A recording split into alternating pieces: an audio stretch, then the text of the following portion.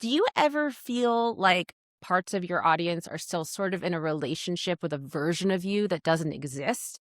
Or do you ever feel like you're not being allowed to evolve past these inflection points because of the willingness to share about them so publicly? I mean, I think everybody, whether they're in a sort of, parasocial relationship, whether it's an audience or even like, friends that I see are in some sort of relationship with a version of me that's not the full, there's very few people who know the full me. My partner maybe, yeah, I mean, my kids don't really know the full me. I'd say maybe just my partner knows the full me, my partner and my therapist. And so everybody I think is in some sort of relationship with a subset of you and has their own ideas about you.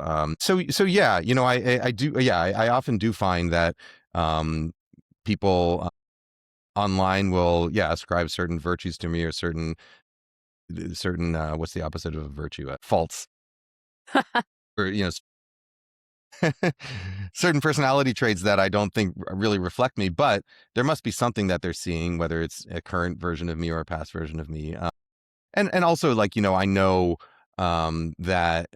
I know, like, I was a very different person in my 20s and my 30s than I am now, which I think is a good thing, and well, I guess that's also another one of the things that AA does is it makes you want to go back and sort of mend relationships and take accountability for the person that you were. And so, for me, it's like, yeah, the important people, the people that I might have harmed in certain ways in the past, or not even necessarily harmed, but the people who saw me behaving a certain way, like in my 10 years ago, 15 years ago. It's been really great to be able to sort of reach out to those people and reforge relationships and also, really grow as a person. But, I think everything, especially when you have a sort of semi-public life, everything has to be your motives for doing things have to really be personal, and they have to be about growth. And because I think it's very easy to fall into, especially on social media, like, it's very easy to fall into a trap of just sort of projecting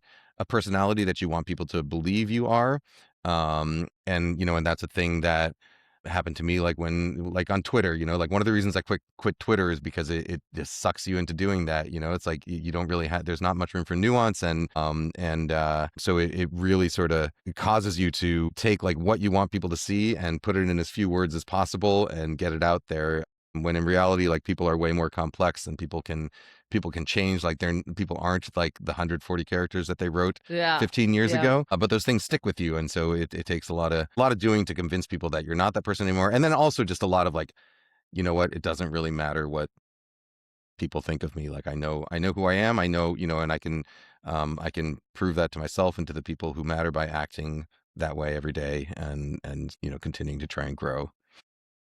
And if Yeah. people don't want to see that, then that's fine.